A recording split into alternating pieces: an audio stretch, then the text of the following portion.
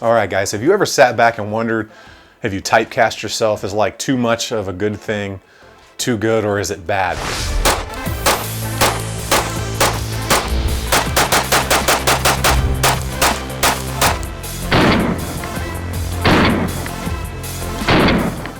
So I was sitting there thinking, I just got a Titan XD not too long ago, and I got it in the typical color, dark metallic gray, or a metallic gray color, and I realized I have not had a different colored vehicle since like 2003. I've consistently bought that metallic gray or dark metallic gray because it's just like my favorite color. If you can't tell, I got the gray wall back there that Hold Displays sent to the channel, and I had to pick it up right here, which is the Gen 5 Gray 19. And as you can see, I already started doing things like that Apex Freedom Flatty trigger and that SLR magwell. Now I wanted to try the SLR one out because I already have a ZEV on another gun. So I figured, what the heck, try something different. Well, that is besides changing the colors on my vehicle. There are some different changes in the trigger inside there, and there are some issues with the Gen 5s fitting in previous generation holsters.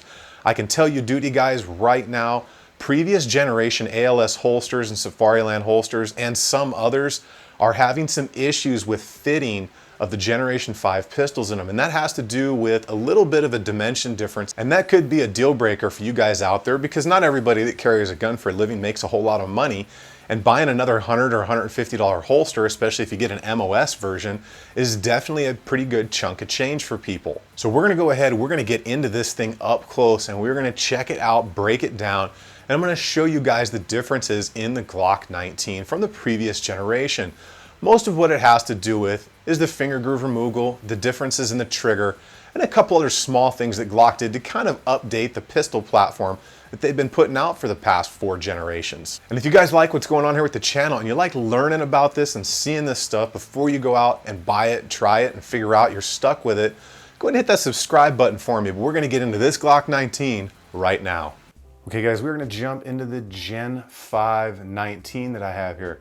Now this is my gray one, and I bought this in gray because gray is kind of my favorite color, guys. Got a lot of gray stuff going on, and it's just what I like. So I'm gonna go ahead and give you guys the overall specs on this bad boy right here.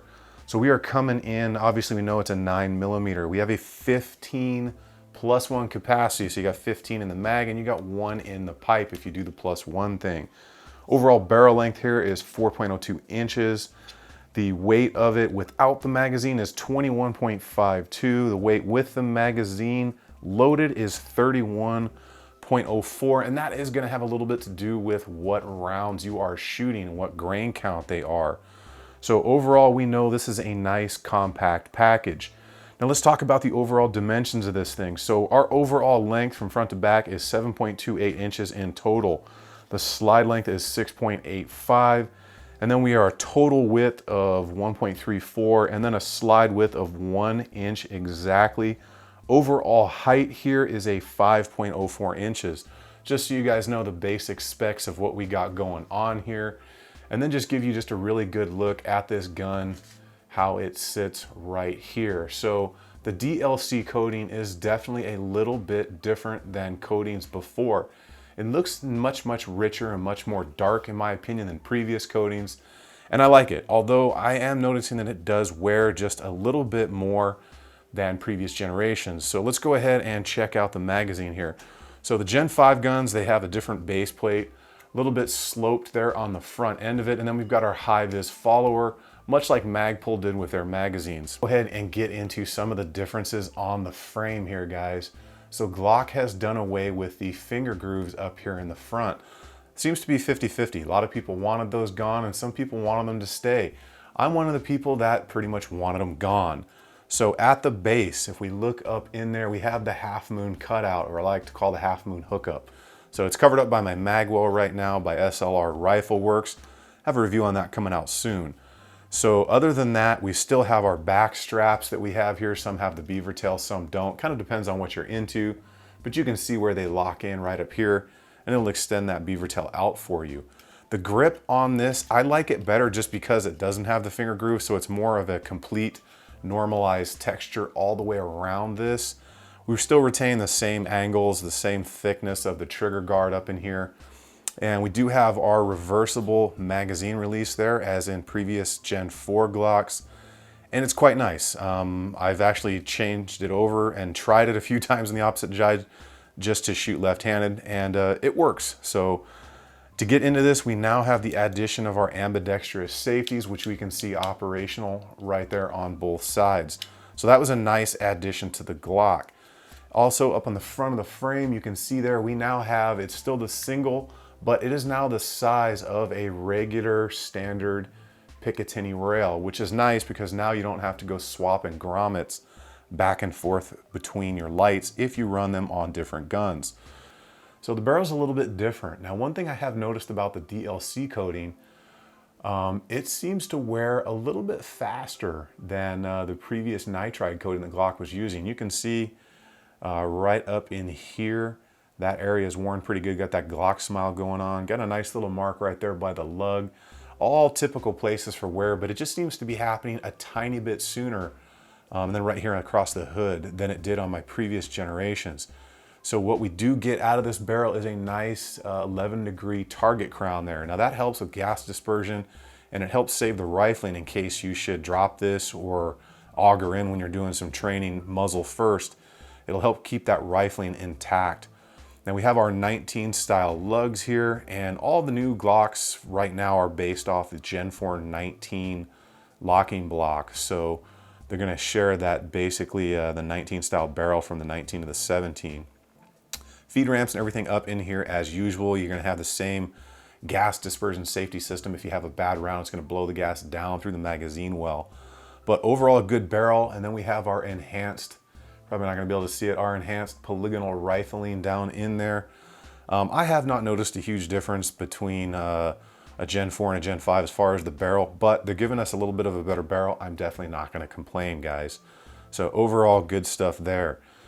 Now in the Gen 5 versions, we do have a beefed up nose right here where the guide rod and spring go in. It's quite a bit larger than the previous generation because Glock was having these come back in and these were bent. Now that could be from hardcore training, it could be from misuse, or it could be from people dropping it during maintenance. So we get up in here, things are mostly the same on the inside, except we have an additional notch on the offhanded side because we've got ambidextrous controls now. Now on the outside, we can see that Glock has nosed this off very nicely, which is what they did on the 34s and like the 30 and a couple of other older models. So that's definitely good stuff, guys. Helps with holstering and unholstering. That DLC coat, like I said, it really does make it look much more dark, much more rich of a black color. So we get up in here and we do have some differences. You'll notice that plunger right there for the striker safety. So it is, instead of that barreled circular design with multiple hard edges on it, it's just a little shelved at this point. So let's go ahead and do some pull tests, guys, and see where we are at.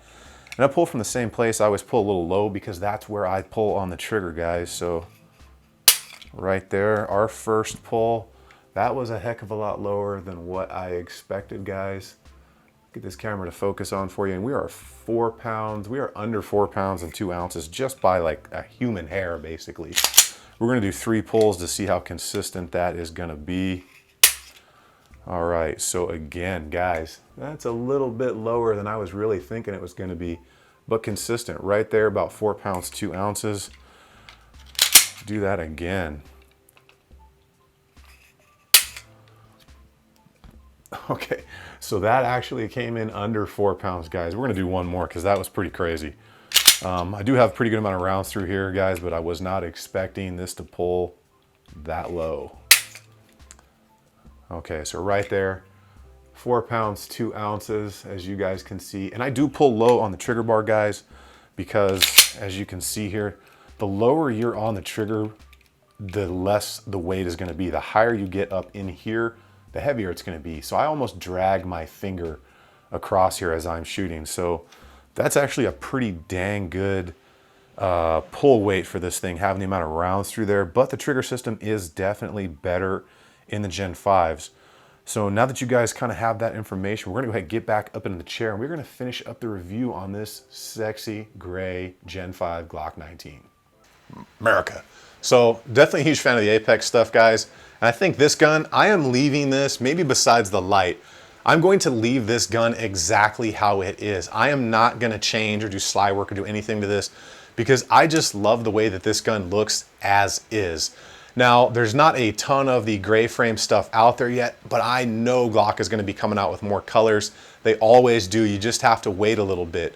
So something tells me they're probably gonna do what the market wants and bring out more colors in like the MOS platforms and stuff. But as most of you could see, if you know anything about the previous platforms, Glock did put some things in here that make it a better and more modernized pistol. Now, did they do what everybody wants? No. I think everybody had some unrealistic expectations of what Glock was actually going to do when they came out with the Gen 5 stuff. And I really don't think that they kept those expectations in check, because we have to ask ourselves, do we really want Glock changing in mass ways this firearm that so many people out there, law enforcement or civilian, and even almost the military contract that they missed, have come to trust at the level that we do? And we also have to remember, Glock doesn't want to run into any issues like SIG and the issues that they've had recently with their triggers and the strikers on the 365, because Glock kind of broke the market on that plastic or polymer pistol thing.